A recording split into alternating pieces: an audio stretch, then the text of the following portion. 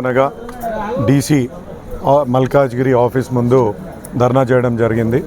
నిన్న వ్యాలిడ్ లైసెన్స్లు ఉన్న street hawkers యొక్క గూడు చెడగొట్టి వాళ్ళని నానా ఇబ్బందులకు గురి చేసి వాళ్ళు నడుపుతున్న బిజినెస్ని డిస్టర్బ్ చేసి వాళ్ళకు అన్యాయంగా కూలగొట్టిన అధికారుల నిర్లక్ష్య వైఖరికి ఇవాళ చాలా తీవ్రంగా ఖండిస్తున్నాం. ఎందుకంటే ఒక జోనింగ్ రెగ్యులేషన్స్ ఇక్కడ లేవు.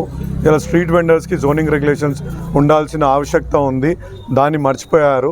అదేవిధంగా ఇవాళ మనం చూస్తున్నాం, ఇలా ప్రభుత్వం, కేంద్ర ప్రభుత్వం, అదేవిధంగా రాష్ట్ర ప్రభుత్వం కూడా స్ట్రీట్ వెండర్స్ కోసం ఒక చట్టం చేసింది.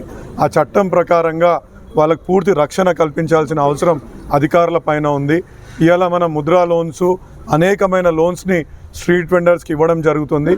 అది కూడా తెలియకుండా ఇవాళ నిర్లక్ష్యంగా వాళ్ళ యొక్క బిజినెస్లని చెడగొట్టి ఇవాళ అధికారులు నిర్లిప్తంగా, నిర్లక్ష్యంగా వ్యవహరిస్తున్న తీరు నిజంగా శోచనీయం. కాబట్టి వీటినన్నింటినీ ఖండిస్తూ మేము ఇక్కడ ధర్నాకి కూర్చోవడం జరిగింది.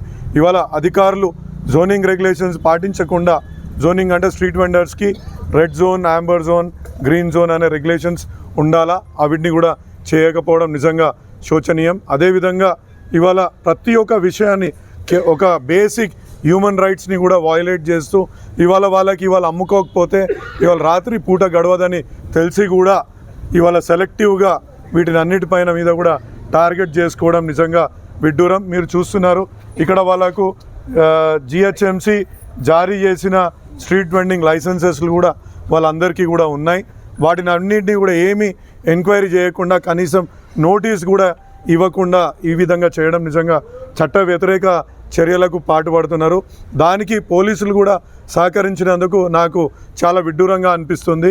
ఎందుకంటే పోలీసులకు ప్రొటెక్షన్ ఇవ్వండి అని చెప్పినప్పుడు వాళ్ళు కూడా చెక్ చేసుకోవాల్సిన అవసరం ఉంటుంది. ఇది చట్ట వ్యతిరేక చర్యనా, ఇది చట్టం సమర్థిస్తుందా ఈ చర్యని అని వాళ్ళు కూడా చూసుకోకుండా ముందుకు పోవడం నిజంగా ఇది శోచనీయం. కాబట్టి దీనికి నిరసనగా ఇక్కడ ధర్నా చేయడం జరుగుతుంది. వాళ్ళకి పూర్తి మద్దతు, వాళ్ళకి న్యాయం జరిగేంత వరకు ఈ ధర్నా విరమింప చేసేది లేదని నేను ఈ సందర్భంగా మీ అందరికీ తెలియజేసుకున్నా. మీ మీడియా మిత్రులందరూ కూడా దీన్ని అందరి అధికారుల దృష్టికి, ప్రత్యేకంగా ముఖ్యమంత్రి గారికి, ఎందుకంటే ముఖ్యమంత్రి గారు ఇదే నియోజకవర్గానికి ఎంపీగా ప్రాతినిధ్యం వహించారు. ఆయన కూడా ఈ నియోజకవర్గాన్ని నేను అన్ని రకాలుగా చూసుకుంటానని తెలియజేసిన మాట మీ అందరికీ తెలిసిందే.